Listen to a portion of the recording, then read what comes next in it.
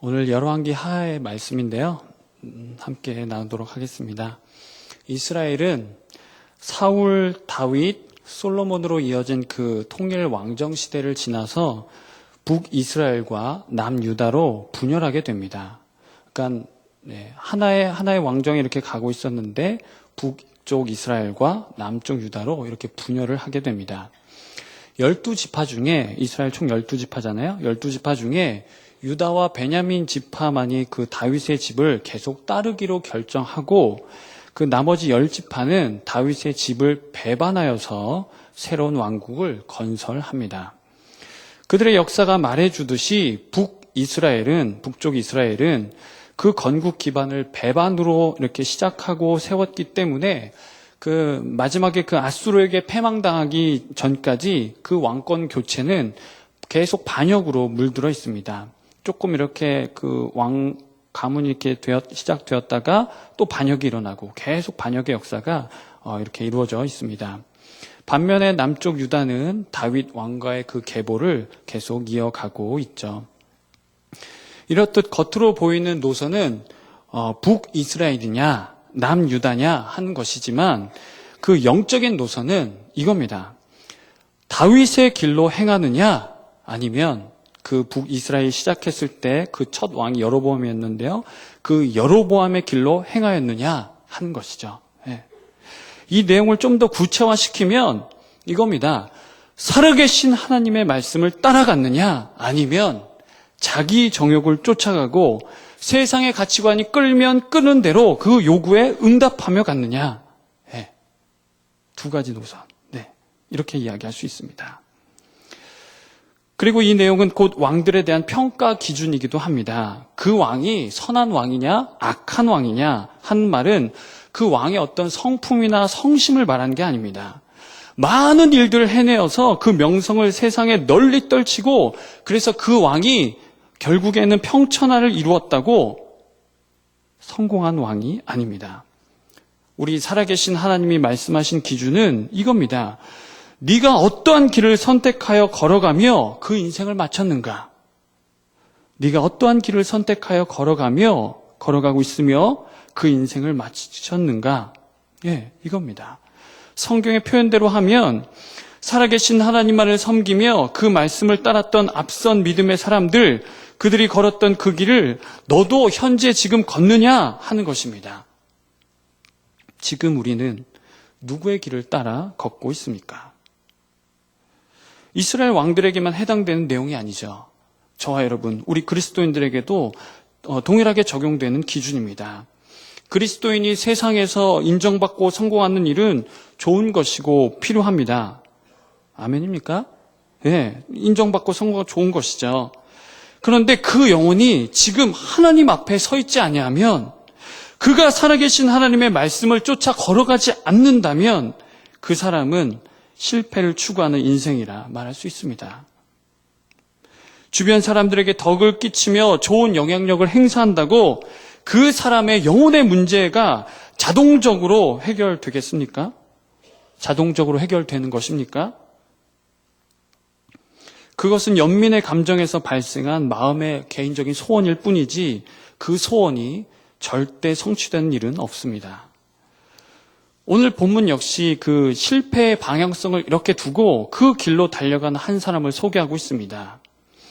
그는 북이스라엘 왕조로는 8대 왕이고요. 오므리 그 왕조가 있는데 중간에 오므리 왕조가 나타나는데 아합이 들어있는 오므리 왕가에서는 세 번째 왕, 3대 왕입니다. 그리고 그 유명한 아합과 이세벨을 부모로 둔 바로 아하시아 왕입니다.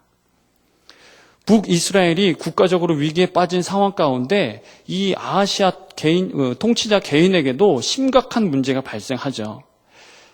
겉으로 드러난 그 표면적인 문제로는 그가 다락 난간에서 추락해서 그 때문에 병을 얻게 된 것이지만 더 중하고 본질적인 문제는 그 영혼이 상하고 부패하다 못해 중한 질병에 사로잡힌 것이라 할 수 있습니다. 그의 행동이 그의 영혼의 상태를 보여주고 있죠. 우리 2절 말씀 다시 한번 읽어보겠습니다. 2절 말씀입니다. 시작. 아하시아가 사마리아에 있는 그의 다락 난간에서 떨어져 병들매 사자를 보내며 그들에게 이르되 가서 에그론의 신 바알세붑에게 이 병이 낫겠나 물어보라 하니라. 지금 성경은 그가 평소에 의지하고 아시아가 평소에 의지하고 또는 위기의 상황이 닥쳤을 때 네가 섬기는 신의 정체가 누구인가, 섬기는 신의 정체가 누구인지 명백히 지금 밝혀주고 있습니다. 바로 바알세붑이죠. 바알세붑. 그런데 아시아는 이렇게 어려운 상황 가운데 지금 신하들에게 무엇을 명령하고 있습니까? 무엇을 명령하고 있죠? 맞습니다. 병을 낫게 할 방도를 알아오라는 것도 아니고 어디 가서 치료약을 구해오라는 것도 아닙니다. 에그론의 신, 저기 멀리 있는 블레셋 에그론의 신 바알세붑에게 가서 병을 낫게 해달라는 것도 아니라 기껏 한다는 소리가 지금 이 병이 낫겠는지 그것을 묻고 그 대답을 가지고 오라는 것입니다. 아시아의 그 신하들이 왕의 명령을 따라 길을 나서죠. 그리고 그들이 미처 바알세붑에게 이르기도 전에 살아계신 하나님은 엘리야 선지자를 그들에게 보내셔서 아시아가 구한 일에 대해 대답해 주십니다. 그게 바로 3절 4절이죠. 이 말씀도 한번 읽어보겠습니다. 3절 4절입니다. 여호와의 사자가 디셉 사람 엘리야에게 이르되 너는 일어나 올라가서 사마리아 왕의 사자를 만나 그에게 이르기를 이스라엘에 하나님이 없어서 너희가 에그론의 신 바알세붑에게 물으러 가느냐? 그러므로 여호와의 말씀이 네가 올라간 침상에서 내려오지 못할지라 내가 반드시 죽으리라 하셨다 하라. 엘리야가 이에 가니라. 지금 하나님 대답해 주십니다. 앞서 나눈 표면적 그리고 본질적 내용에 대해 지금 말씀하고 계십니다. 우선 아하시아가 그렇게 궁금해하던 자신의 그 병에 대한 대답으로는 어떠한 것입니까? 네가 반드시 죽는다 이것입니다. 더 없습니다. 본문의 내용을 계속 읽어보면 알겠지만 그는 그 말을 듣고도 그는 자신의 마음과 행위를 살아계신 하나님께로 돌이키지 않으며 오히려 메시지를 전한 그 엘리야 선지자를 죽이려고 합니다. 또한 살아계신 하나님은 철퇴와 같은 말씀으로 아하시아의 강박한 심령을 내리치시죠. 이스라엘에 하나님이 없어서 너희가 에그론의 신 바알세붑에게 물으러 가느냐?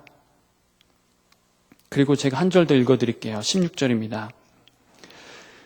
또 동일한 내용을 말씀하시는데요. 16절에 보시면 이스라엘에 그의 말을 물을 만한 하나님이 안 계심이냐? 이렇게 이야기하십니다. 그의 말을 물을 만한 하나님이 안 계심이냐? 이 말씀이 의미하는 내용이 무엇입니까? 북쪽 이스라엘은 실제로 하나님이 떠나시고 안 계시다는 말씀입니까? 아시아와 그의 신하들은 하나님에 대해서 듣지도 못하고 알지도 못했다는 말입니까? 당연히 아닙니다. 그들은 분명 살아계신 하나님을 알았고 남쪽 유다만이 아니라 북이스라엘에도 살아계신 하나님과 그 말씀을 선포하는 하나님의 종들, 하나님의 사람들이 분명히 있었습니다. 오늘 본문에 나타난 엘리야 선지자도 그중 대표적인 인물이죠.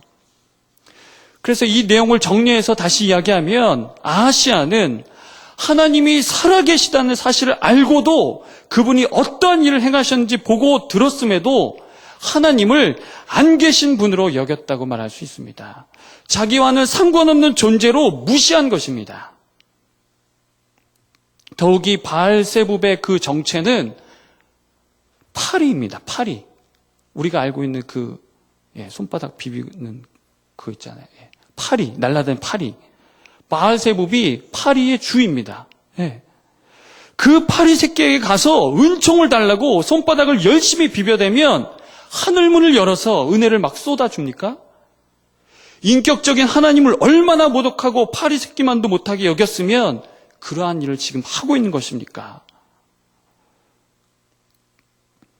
이스라엘 역사에 기록된 이 사건은 아하시아 왕의 문제만도 아니고 특별한 사건도 아닙니다. 하나님을 떠난 인간이 어디까지 추악하고 추잡해질 수 있는지 여실히 보여준 대목입니다. 그리고 또 한 가지, 또 다른 이야기이긴 하는데요. 혹여라도 하나님 이렇게 섬기고 따라가고 있음에도 하나님 아닌 점을 보러 간다거나, 그런 거 점치러 간다거나 그런 일 행한 것들이 있다면, 혹여 있다면 하나님 앞에 회개해야 됩니다. 진짜 위기, 심각한 재앙은 하나님의 말씀이 중단되고 그 지역사회 가운데 교회가 사라지는 겁니다.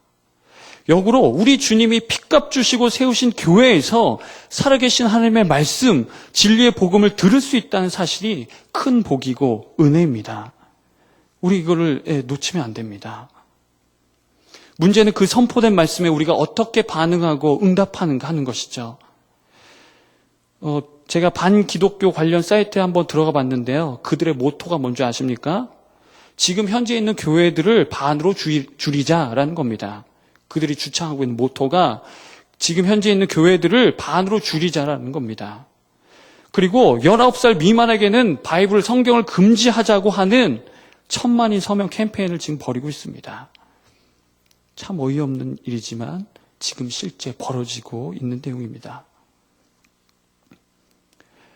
성경은 오늘 본문은 결론을 먼저 이야기하고 본론을 전개하는데 저와 여러분이 읽지는 않았지만 아하시야 왕에 대한 최종 평가는 열왕기상 22장 51절 52절에 기록되어 있습니다. 오늘 읽은 말씀 그 앞쪽으로 넘어가 보시면 바로 나오는데요. 그 전에 이제 아하시야에 대한 내용이 최종 평가가 나오는데 제가 읽어드리겠습니다.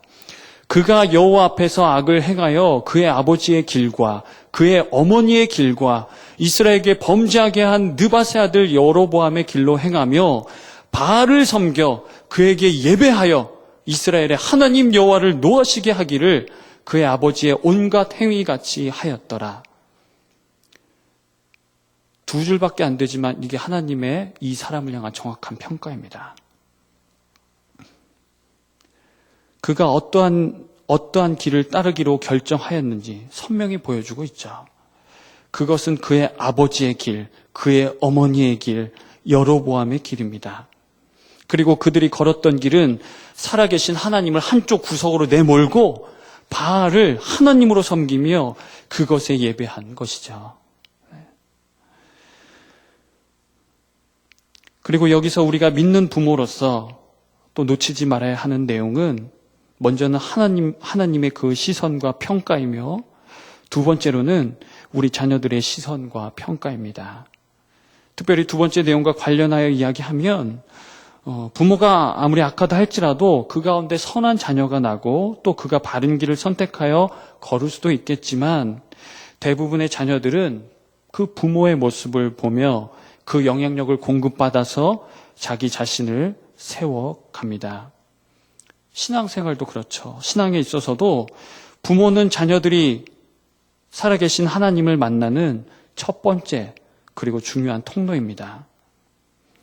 반복되는 말 같지만 자녀들이 부모를 통해 하나님을 만나지 못하고 세상에 불완전하며 악한 가치관을 습득해 가고 있다면 뭔가 잘못되어 가고 있는 거죠. 주일에 우리 좀 불편한 진실이고 가슴 아픈 이야기지만 주일에 우리 자녀 손들이 하나님 앞에 예배 자리에 있지 아니하다면 물어야 됩니다. 어디 가서 무엇을 하고 누구를 만나고 있는지 점검해야 됩니다. 우리 주님께서 아버지 하나님의 말씀을 따라 결정하여 따른 길은 사람 되어 사람 가운데 오신 일입니다. 우리 가운데 오신 일입니다. 그것을 결정하고 따르셨습니다. 우리 가운데 오시어 우리를 위하여 그 몸을 찢으시고 피를 다 흘려주셔서 저와 여러분으로 하여금 살아계신 하나님 아버지와 그 영원한 삶을 살도록 새롭고 산 길을 내어주셨습니다. 그래서 요한 사도는 이렇게 고백하죠. 말씀이 육신이 되어 우리 가운데 거하심에. 저 멀리 거하신다고 이야기합니까? 말씀이 육신이 되어 어디 가운데 거하신다고요? 우리 가운데 거하심에. 저와 여러분은 누구의 길을 따르며 어떠한 삶을 살아왔습니까? 그럼 이제 우리는 어떠한 길을 따르기로 결정하고 살아가야 하겠습니까? 함께 기도하겠습니다.